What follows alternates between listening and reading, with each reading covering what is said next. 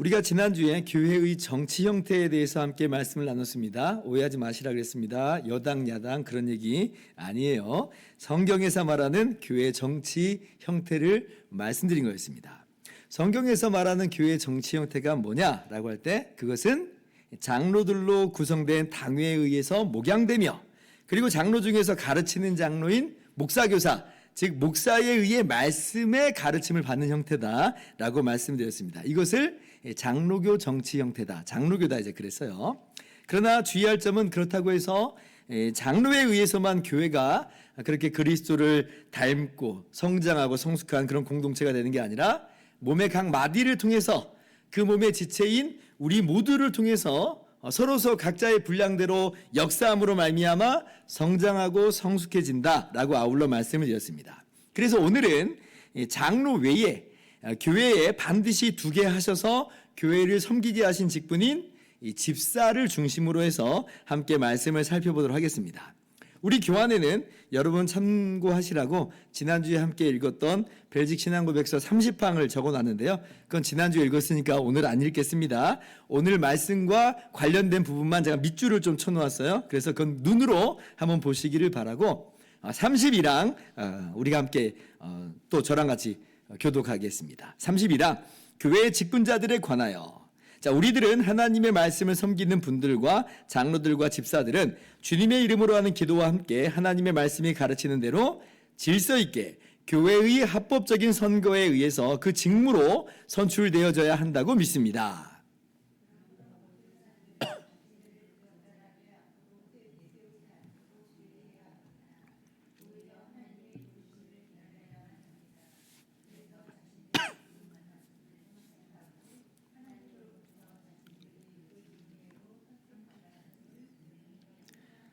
말씀의 사역자들은 그들이 어디서 섬기든지 모두 같은 세력과 권세를 가진 것입니다. 왜냐하면 그들 모두가 교회의 유일한 감독이시요 교회의 유일한 머리이신 예수 그리스도의 종들이기 때문입니다.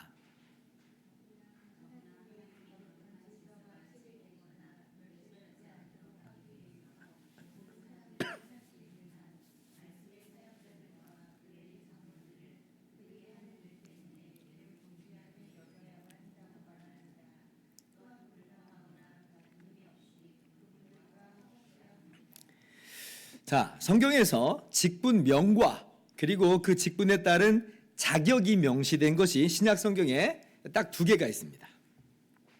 그게 뭐냐면 장로와 집사예요. 그래서 이 장로와 집사를 교회 내에 반드시 두어야 할 직분, 교회가 존재하는 이상 반드시 있어야 할 직분이다 해서 항존직이라 부릅니다. 그래서 항존직이다라고 하면 이 장로와 집사를 일컫는 거예요. 이게 주의할 점은 한번 선출되면 죽을 때까지 하는 직분이기 때문에 항존직이라는 말이 아닙니다. 항상 존재한다. 무슨 얘기냐면 이 땅에 교회가 존재하는 이상 항상 존재한다 이 말이에요. 그래서 항존직입니다. 그런데 이제 이 직분에 대해서 성경이 뚜렷하게 임기를 말하지 않아요. 그러니까 뭐 자의에 의해서나 타의에 의해서 사임하지 않는 이상은 계속 그 직분을 수행하게 하는 것이에요. 자, 우리 교단원법은 어떻습니까? 우리 교단원법은 임기를 두고 있죠. 만 70세로 둡니다. 일종의 이건 뭐냐면 타의에 의한 사임이에요. 타의에 의한 사임. 근데 이제 어떤 교회는 보면은 이 7년마다 어떤 교회는 뭐 10년마다 뭐 재신임하는 뭐 그런 재선출 과정이다 뭐 이렇게 하는 과정도 그런 교회도 있는데 뭐 그건 상관없습니다. 그 교회 공동체가 그렇게 한다고 하는 거니까 이제 그러는 것이에요. 근데 왜 또 그거는 그럴 수 있는가라고 할 때 마찬가지로 성경이 임기에 대해서 말한다 안 한다? 임기에 대해서 말하지 않기 때문에 그래서 교회 공동체가 그렇게 정하는 거예요. 그러니까 이 목사, 장로 또 그리고 집사가 항존직이기 때문에 뭐 그렇게 뭐 평생 하는다 이런 얘기는 아니고 항존직은 교회가 주님 오신 날까지 교회 안에 반드시 두어야 하는 직분이다 라고 하는 의미에서 항존직이다 라고 하는 것이에요. 자, 아무튼 성경에 그 직분의 이름과 그리고 그 직분의 직분자의 자격이 명시된 것이 딱 두 개라는 거예요. 자, 그러면 목사님 성경 어디에 나옵니까? 할 때 디모데전서 3장에 나옵니다. 자, 먼저 장로의 자격을 봅시다. 길지만 우리 교독하면서 다 읽읍시다. 미쁘다 이 말이여 그 사람이 감독의 직분을 얻으려 함은 선한 일을 사모하는 것이라 함이로다.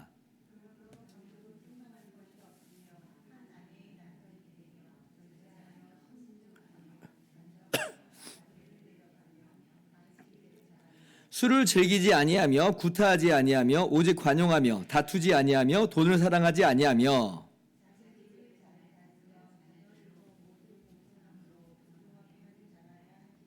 사람이 자기 집을 다스릴 줄 알지 못하면 어찌 하나님의 교회를 돌보리요.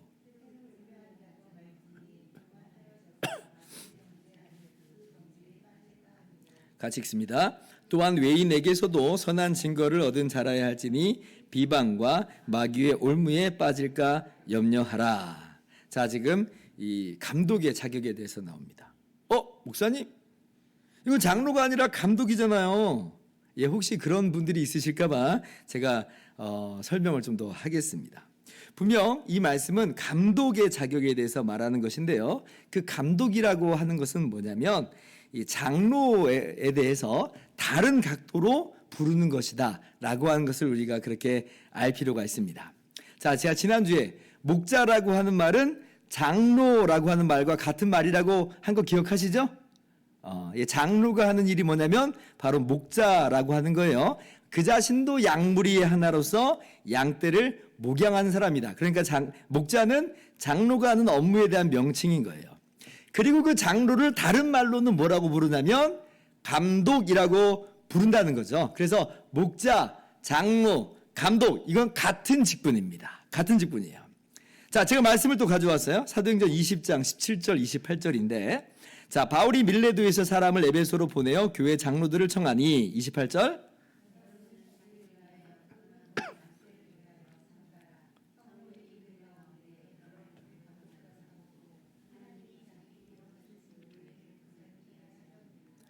자, 이 말씀의 배경은 어떤 배경이냐면 바울 사도께서 3차 전도 여행을 마치고 이제 예루살렘으로 돌아가는 예정입니다.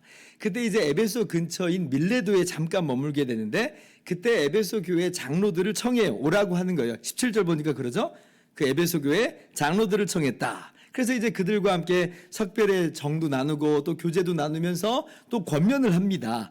그런데 이제 그때 바울 사도께서 뭐라고 지금 그들을 일컫냐면 장로들을 청했는데 지금 감독이라고 일컬어요. 자, 28절 한번 보세요. 성령이 그들 가운데 여러분을 감독자로 삼고 감독으로 삼고 하나님이 자기 피로 사신 교회를 보살피게 하셨느니라. 그러니까 이 장로라고 하는 단어하고 감독이라고 하는 단어가 서로 교차적으로, 그러니까 교호적으로 사용이 되는 것이죠. 장로를 감독이라고 부르더라. 그러니까 감독 역시도 지금 설명하기를 뭐라고 말해요? 보살피게 하셨다. 목양한다는 단어예요. 그러니까 보살피는 사람으로서 그렇게 일컬어집니다. 같은 사람, 같은 명칭이라고 하는 거죠. 근데 이제 특별히 이 장로를 여기서 감독이라고 언급하는 이유는 뭘까라고 할 때, 제가 생각할 때는 그 뒷구절을 보면 이제 장차 양떼를 어지럽히는 사다운 이리가 등장할 것이고 심지어는 장로들 중에서도 지금 그렇게 교회를 어지럽히는 사람들이 있을 텐데 그들을 경계하고 또 다스리라고 하는 그런 일을 감당하는 측면에서 감독이다라고 특별히 이제 더 언급을 한 것으로 보입니다. 그러니까 목양은 똑같이 목양인데 지금 다스림의 측면을 강조하는 것이 감독이다라고 하는 것이에요. 아무튼지간에 그래서 목자, 장로, 감독 같은 직분입니다. 그리고 그 장로 중에서는 가르침을 더하는 장로가 있어서 그 장로를 우리가 목자교사, 즉 목사라고 부른다. 제가 지난주에 말씀을 드렸습니다. 기억하실 거예요. 자, 그리고 성경에 또 어떤 직분을 두게 하시냐면 그 자격이 명시되어 있는 게 뭐냐면 집사예요. 아주 세세하게 기록이 되어 있죠. 지금 감독에 대한 자격 바로 뒤이어서 집사에 대해서 기록을 하고 있는데 디모데전서 3장 8절에서 13절 또 교독합시다. 이와 같이 집사들도 정중하고 일구이연을 하지 아니하고 술에 임박이지 아니하고 더러운 일을 탐하지 아니하고 이에 이 사람들을 먼저 시험하여 보고 그 후에 책망할 것이 없으면 집사의 직분을 맡게 할 것이요.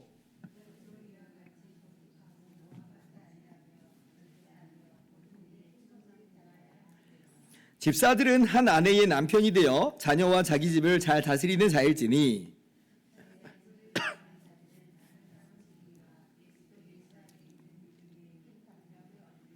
아멘. 이게 이제 집사의 자격이에요. 자, 근데 이제 보셔서 아시겠지만 장로의 자격이 몇 절로 되어 있냐면 6절로 되어 있습니다. 근데 이 집사의 자격도요, 거의 방불하게 5개의 절로 되어 있어요. 그리고 이 내용을 찬찬히 들여다보면 내용도 별반 차이가 없고 8절에 이와 같이 하는 걸 보니까 이 감독의 자격을 거의 그대로 받는 그런 느낌이죠. 차이라고 하는 것은 이제 맡은 직무에 따라서 요구되는 자격이 좀 차이가 있어서 기록이 된 것으로 보입니다. 이 말이 무슨 얘기냐면 지금 감독이나 집사나 소위 누가 더 신령한 사람이고 누가 덜 신령한 사람이고 그런 게 전혀 아니라라고 하는 것이에요. 여러분, 우리가 좀 오해하고 있는 것이 있는데 그게 뭐냐면 직분을 마치 신앙의 성숙 정도를 가리키는 지표처럼 다른 말로 신앙의 서열처럼 생각한다는 게 우리가 종종 가지고 있는 큰 오해입니다. 그래서 장로님이 신앙이 제일 좋고 집사님이 그 다음 좋고 직분 없는 사람들은 신앙이 별로 안 좋고 막 이렇게 우리가 생각한다는 것이에요. 물론 이제 직분자에게 이런 자격이 더 도드라지게 요구되는 것으로 비추어서 직분자들이 신앙이 더 성숙하고 성장한 건 맞아요. 그런데 항상 그런 거냐라고 할 때 과연 그럴까요? 여러분, 그렇지 않습니다. 어떤 현상을 두고 말하는 게 아니라 원리를 제가 설명하고자 하는 거예요. 자, 그래서 지금 이런 오해, 마치 직분이 신앙의 서열처럼 오해되는 게 어디로 번지냐면 직분자를 선출할 때 이게 심각한 부작용을 좀 낳게 됩니다. 예를 들면 자, 장로 임직 투표를 한다고 생각해 보세요. 3명을 지금 앞에 두고 추천을 해놓고 2명을 선출하기로 했다라고 한번 생각을 해봅시다. 자, 그러면 우리는 이제 어떻게 생각하냐면 누가 그 중에서 신앙이 제일 좋고 하는 순으로 나열을 해요. 그래서 그 중에서 제일 신앙이 안 좋으신 분을 안 뽑겠다. 이제 이렇게 우리가 생각을 합니다. 그러고 나서 이제 그러니까 선출된 분도 그렇게 생각하니까 으쓱거리는 거고요. 떨어진 분은 또 떨어진 사람대로 아니, 내가 뭐가 어때서? 라고 하면서 막 좌절하거나 내지는 막 화를 내요. 분노하거나 그렇습니다. 이게 무슨 얘기냐면 우리 모두가 지금 이 직분을 뭐라고 인식하고 있는 거냐면 신앙의 우열로 따지고 있다는 거예요. 높낮이로 따지고 있다는 겁니다. 그게 교회의 직분에 그대로 투영이 되고 반영이 되고 있는 것이에요. 여러분, 근데 그렇지 않다는 것입니다. 왜 그런가? 제가 원리를 설명드릴게요. 자, 성경이 말하는 자격이라고 하는 걸 한번 곰곰이 생각해 보세요. 자격이 뭐냐? 자격이라고 하는 것은 이 정도의 인격과 신앙의 성숙이 기본이라고 하는 거예요. 이 정도의 신앙과 신앙 성숙이 기본이다. 이것만 보면 그러면 신앙의 우열을 갖긴 해요. 자, 그런데 어떤 분을 투표로 추천한다라고 할 때는 이게 무슨 얘기냐면 다 자격이 된다는 거예요. 다 자격이 된다. 그러니까 이 중에서 누가 신앙이 좋고 안 좋고를 우리가 논하자 이런 얘기가 아니에요. 다 자격이 있는 분 중에서 이 직분에 누가 더 이때에 걸맞느냐 라고 하는 것을 우리가 기도하면서 주님의 뜻이 어디에 있는가 우리가 기도하면서 선출하는 거지, 우리가 평가해서 이 사람이 신앙이 제일 좋고 이 사람이 안 좋고 하는 그런 시간은 아니다. 그렇기 때문에 신앙이 정말 좋고 인격도 너무 좋은데 이때에 또 이 직무에는 걸맞지 않아서 선출되시지 않는 분이 있다 없다? 있다는 거예요. 자, 그러면 그분은 직분이 없어요. 그러면 직분이 있는 것과 없는 것이 이제 신앙의 우열과 높낮이가 될 수 있겠어요? 그럴 수 없다는 거예요. 그래서 대체로 직분이 있는 분이 당연히 이런 자격이 요구된 상황이니까 신앙이 성숙하신 분들이 맞아요. 그러나 모든 경우에 그래서 그분들이 더 신앙이 높고 직분이 없으면 신앙이 성숙도가 떨어지고 그런 것은 아니라라고 하는 것이에요. 물론 이제 추천을 할 때 정말 이제 교회가 잘 추천을 해야 돼요. 추천할 때 좀 흔치는 않지만 가끔 좀 자격이 안 되시는 분들을 그냥 연차가 됐다고 해서 막 올리는 경우들이 간혹 있습니다. 그러니까 그건 이제 추천 자체를 잘못한 거예요. 자격이 안 되는데 왜 추천을 해요? 자격이 되는 사람을 추천하는 거예요. 그래서 처음부터 추천을 정말 잘해야 됩니다. 근데 이제 이것은 이제 추천을 잘못한 흔치 않는 경우라고 저는 생각하고 정말 많은 경우에는 다들 자격이 충분하신 분을 이렇게 추천을 하는 것이다. 그런데 그 직무의 성격으로 볼 때 그리고 지금 이 시점에서 좀 생각해 볼 때 주님께서 누구를 과연 이렇게 세우시는 것인가 기도하면서 그렇게 우리가 투표하는 거다. 그러니까 이게 무슨 신앙의 줄 세우기가 전혀 아니라라고 하는 거예요. 그러니까 만약에 이제 직분에서 내가 떨어졌어요. 안 됐어요. 그런 분들도 내가 어때서 라고 할 것이 아니고 주님의 이 교회에 있어서 이때에 이 직무에 어울리지 않는 것이구나 라고 그냥 생각하면 되는 겁니다. 이게 무슨 신분도 아니고 정체성도 아니고 우열도 아니다. 자, 여러분 이렇게 생각해 본 적 있어요, 없어요? 처음 들어보셨습니까? 그렇지 않죠? 근데 이렇게 생각하셔야 돼요. 근데 우리가 다 이렇게 알면서도 우리 안에서는 정작 이제 투표할 때는 이제 신앙의 우열을 막 나누고 있어요. 누가 더 신앙이 좋고, 누가 더 신앙이 안 좋고. 예, 그러시면 안 된다는 겁니다. 자, 대표적으로 한번 예를 한번 들어봅시다. 정말 그런가? 목사님 개인의 생각인가 할 때, 자, 사도행전 1장을 보면, 가룟 유다가 이제 주님을 팔고 또 자살을 해서 궐이 났죠. 사도직의 숫자에 궐이 났습니다. 그래서 그 수를 채울 사도를 지금 선출할 때 바로 그랬어요. 그때 보면 이제 요셉하고 마띠아 2명을 추천을 합니다. 그 자격은 뭐였냐면 주님이 이 땅 가운데서 사역하실 때부터 주님의 부활까지 함께 있는 사람이에요. 이 자격이면 되는 거예요. 물론 당연히 신앙의 어떤 기본적인 이 성숙도는 당연히 제시가 됐을 거라고 봅니다. 그 중에서 2명이 선출된 거예요. 그 말은 뭐냐면 이게 추천된 거예요. 그 말은 이 둘 중에 누가 돼도 다 괜찮다는 겁니다. 다 자격이 됐다는 거예요. 우열을 나눌 그런 상황은 아니라라고 하는 거예요. 게다가 그 중에서 요셉이라고 하는 사람은요, 별명까지 기록을 합니다. 바사바라고도 하고 별명은 유스도라고도 한다. 그러니까 이 말은 뭐냐면 이 두 사람 중에서 더 잘 알려지고 더 그리고 어떻게 보면 인정받는 그런 사람으로서 지금 제시가 되는 것처럼 보입니다. 그러면 이 요셉이 선출돼도 전혀 이상할 것이 없는 그런 상황인 것이에요. 그러나 이 직무를 행함에 있어서 누가 주님의 택하신 자이겠느냐라고 이제 기도하면서 선출하는 것이 바로 포인트다. 그래서 누가 선출되냐면 마띠아가 선출이 되는 것이죠. 그래서 우리 교회에서도 또 언젠가 또 이제 임직자 선출을 위한 투표를 하겠죠. 그때 제일 중요한 거 먼저 자격을 갖춘 사람을 추천하는 게 제일 중요합니다. 아예 처음부터 자격이 되는 분을 다 자격이 됩니다. 제가 그래서 저번에 임직자 투표할 때도 이분들은 다 자격이 되는 분입니다. 이렇게 얘기한 게 그런 의미가 있어요. 자격 있는 분을 추천하는 게 중요하고, 그리고 자격을 갖춘 사람이라는 그 전제 하에서 이 직무를, 이 일을 한마디로 이 일을 이때에 누가 더 잘 감당할 수 있을까? 주님의 뜻이 어디에 있는가? 라고 하는 것을 구하면서 투표를 하는 것이에요. 그러니까 직분, 일, 직무를 고려하는 것이지 신앙의 성숙도를 판단하는 자리는 아니다라고 하는 거예요. 근데 이렇게 하지 않으니까 오늘날 직분이 신분이 되고, 그죠? 마치 우열의 가늠자처럼 돼가지고 떨어지면 막 극단적으로 교회로 옮기기까지도 하고 전혀 옳지 못한 모습이에요. 자, 벨직 신앙고백서에서 직분자를 선출한 데 있어서 이렇게 기록하고 있죠. 두 번째 문단 한번 봐보세요. 그러므로 모든 사람들은 자신들을 부적절하게 앞으로 내세우지 않도록 주의해야 합니다. 오히려 하나님의 부르심을 기다려야만 합니다. 그래서 자신들이 부름받았음을 확신해야 하고 하나님으로부터 자신들이 그 직무회로 선택받았음을 분명히 해야 합니다. 하나님의 부르심이라고 하는 건 그 일을 할 수 있는 부르심이란 얘기예요. 신앙의 높낮이가 아니라 정말 하나님이 이 일을 하도록 맡기신 분인가 라고 하는 것을 생각한다는 거죠.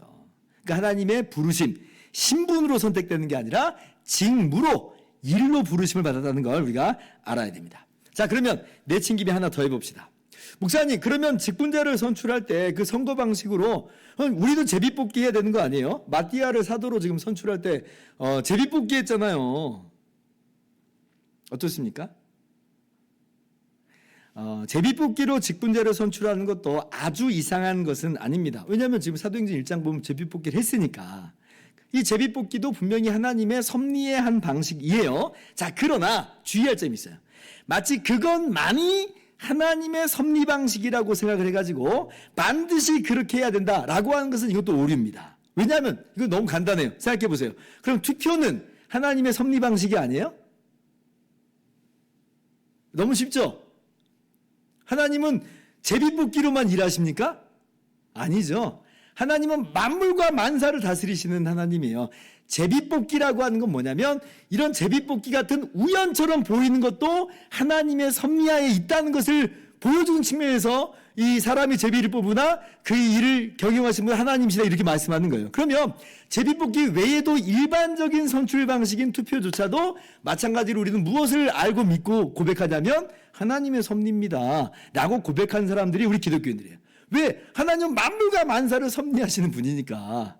그래서 제비 뽑기만 하나님의 섭리요 또 선출 방식이다 그렇지는 않습니다. 오히려 제비 뽑기가 정말 어쩔 수 없이 비상한 상황에서 이거 아니면 안 되겠다는 그런 상황에서 쓰는 거고요. 일반적인 방식, 일반적인 상식에 따라서는 투표하면서 선출하는 것이 더 좋다라고 할 수도 있습니다. 또 성경에서 보면 그렇게 이제 투표에서 뽑는 방식이 보여요. 제가 한번 가져와 봤어요. 사도행전 14장 23절 보세요. 자, 같이 한번 읽어봅시다. 시작.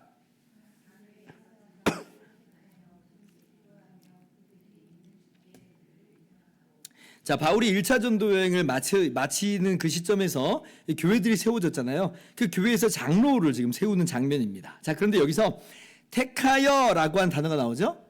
이 택하여. 이 단어가 문자적으로 뭐냐면 손을 뻗어 투표하다 이런 뜻이에요.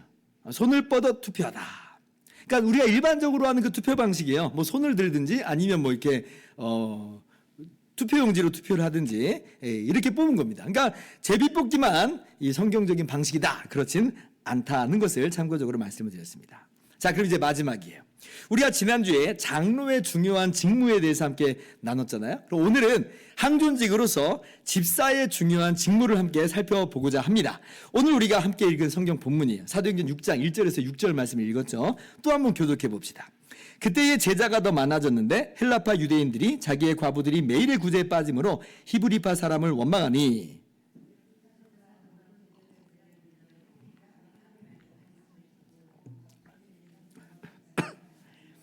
형제들아 너희 가운데서 성령과 지혜가 충만하여 칭찬받는 사람 7을 택하라. 우리가 이 일을 그들에게 맡기고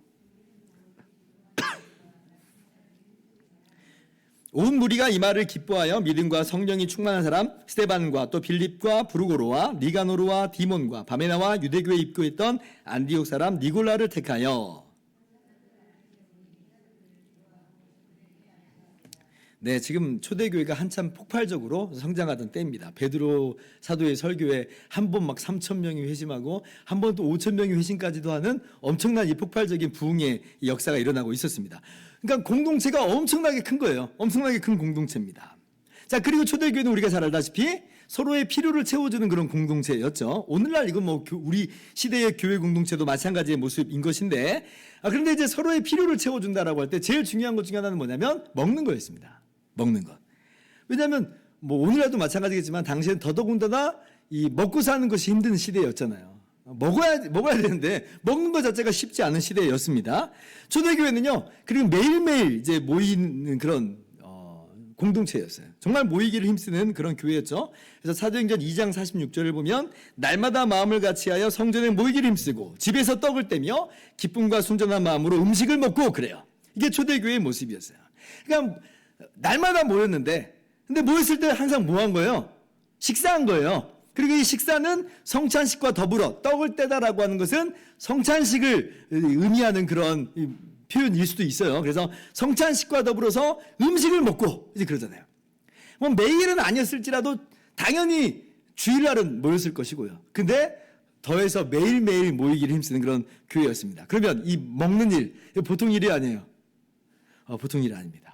우리 교회도 먹는 거 준비하느라고 우리가 참 수고를 많이 합니다. 규모가 크지 않는데도 그래요. 근데 초대교회 때도 이게 얼마나 큰 일이겠어요.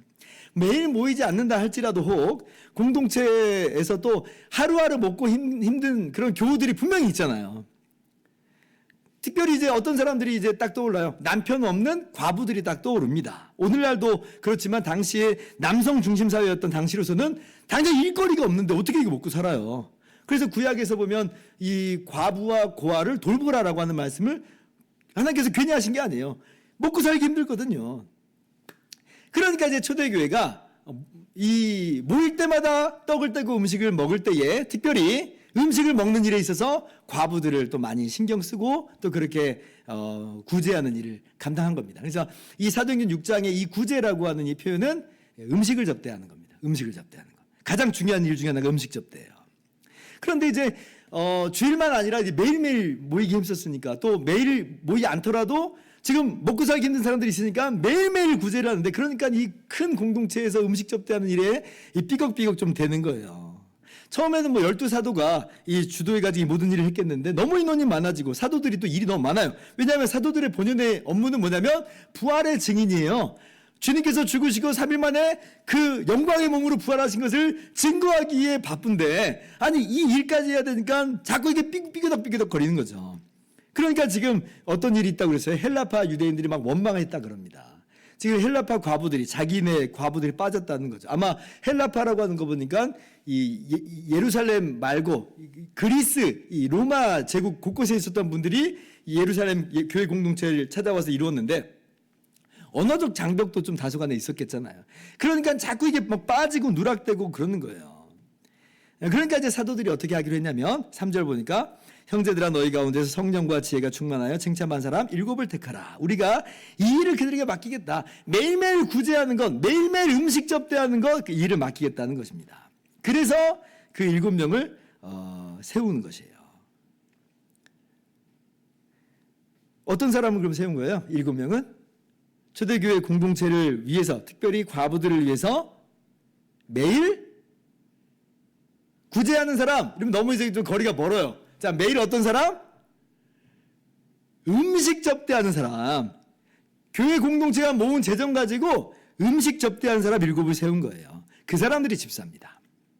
물론 이제 사도행전 6장을 보면 집사라고 하는 말이 안 나오는데, 자, 사도행전 21장 8절 보세요. 이튿날 떠나 가이사랴에 이르러 7 집사 중 하나인 전도자 빌립의 집에 들어가서 머무르니라. 자, 보니까 7 집사 중 하나인 전도자 빌립 그러죠?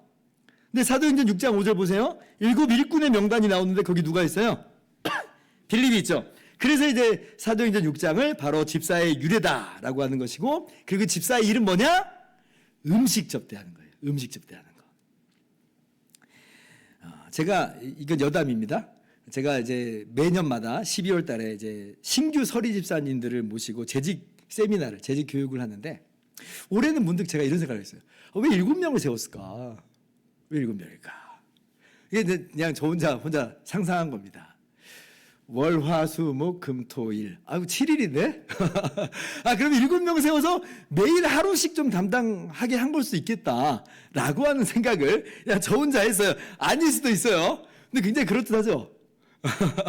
네, 그렇습니다.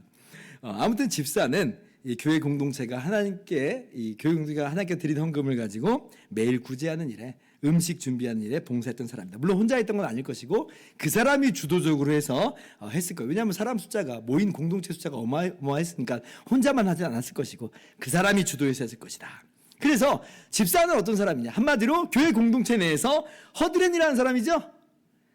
청지기 같은 일을 하는 사람이에요. 때로 온갖 잡일도 좀 도맡아마 했을 겁니다. 정말 수고가 많은 직분이에요. 남들이 잘 알아줄 수도 있지만 잘 안 알아줄 수도 있고, 때로는 무시를 당할 수도 있고, 때로는 왜 나만 해야 돼? 라고 좀 불평하는 마음이 쑥 들어올 수 있는 자리가 바로 이 집사의 모습이다. 그래서 제가 또 이번에 이 재직 세미나 때 뭐라고 그러냐면 여러분은 어떻게 보면 마르다 같은 사람, 마르다 같은 일을 한 사람이다 그랬어요. 마르다. 누가복음 10장을 보면 마르다 마리아 이야기가 나와요. 마르다가 예수님을 모셨잖아요. 사람들이 많이 찾아왔어요. 그러니까 예수님도 모셨고 손님도 많이 있으니까 준비하는 일이 분주했습니다. 그래서 이제 뭐라고까지 했냐면 예수님 보고, 지금 마리아가 지금 예수님 발치해서 말씀 듣고 있으니까 아니 마리아 좀 불러다가 같이 일 좀 시켜달라고 함께 예수님께 원망도 하셨던 거 기억나시죠? 집사는 어떤 사람이냐? 마르다 같은 일을 한 사람이에요. 여러분, 마르다가 그때 일 안 하면 그 모인 사람들 밥 못 먹습니다. 밥을 못 먹어요. 그래서 누군가는 일을 해야 되는데 그게 바로 집사라고 하는 거예요. 단 조건이 있다. 제가 그래서 조건이 있다. 첫째, 불평만 하지 말아라. 불평하지 마라. 둘째, 너무 잘하려고 하지 마라. 하나만 해도 족하다 그랬으니까. 셋째, 그리고 일하면서도 어떻게 하든 말씀에 좀 귀를 기울여라. 이렇게 말씀을 드렸어요. 여러분들이 바로 마르다 같은 일로서 이 세 가지만 주의하면서 하면 그것이 바로 공동체를 복되게 하는 그런 귀한 업무다라고 했어요. 그래서 교회 공동체가 집사를 귀하게 여겨주어야 됩니다. 집사님들은 나는 마땅히 그 일을 하는 것이라고 누가 알아주지 않아도 교회를 사랑하고 주님을 사랑함으로 하는 것이에요. 그런데 이제 교회 공동체는 그 집사님들을 귀하게 여겨주고 존중해줘야 돼요. 김 집사, 뭐 이 집사 막 이러면서 막 이거에 저거에 하고 아랫사람 시키듯이 하는 건 아니고 서로 존중을 해주는 겁니다. 그래서 지난주에는 장로님들을 존중해 달라고 했고 오늘은 집사님들을 존중해야 된다 이렇게 말씀을 드립니다. 자, 이제 말씀 마칩니다. 자, 결국 성경을 볼 때에 교회 안에 이러한 직분을 꼭 두게 하셨다는 것, 항중직이라고 그랬잖아요. 꼭 두게 하셨다고 하는 것은 이게 무슨 의미냐면 주님 오신 날까지 교회가 어떤 일을 감당해야 되는가를 알려주시는 것과도 같아요. 왜 이 직분이 반드시 교회에 있어야 되는가? 이 교회 내에서 반드시 필요하기 때문에 그래요. 그러면 교회 내에서 반드시 필요한 건 뭐냐? 장로를 왜 둔다 그랬어요? 하나님의 말씀을 가르치고 하나님의 말씀으로 돌보게 하는 거라고 했죠. 그래서 주님의 말씀이 바르게 선포되고 말씀으로 양육되고 돌보아지는 것이 교회가 할 일이에요. 집사의 직분을 왜 두셨느냐? 서로 그렇게 사랑하고 섬기며 궁핍함이 없이 서로 아름다운 사랑의 공동체, 섬김의 공동체를 이루라는 겁니다. 그래서 집사의 직분을 두게 하셨다. 교회란 바로 그러한 일을 하는 공동체라는 것이에요. 물론 이제 오늘날은 그 외에도 필요한 것들이 더 있을 수 있으니까 각 교회 형편에 따라서 이러한 저러한 직분을 두고 교회 사역을 확장을 했지요. 좋아요. 근데 그런 거 못한다 할지라도 무언은 꼭 두어라? 장로와 집사는 두어라는 거예요. 이 일만큼은 교회가 가장 근본적인 부분으로서 감당해야 되는 것이다. 말씀으로 가르치며 돌보는 것, 우리가 가진 것으로 교회 공동체를 섬기고 구제하는 것, 이것이 교회의 본질적인 사역입니다. 그래서 우리 교회도 이 일을 잘 감당할 수 있기를 주님의 이름으로 축원합니다.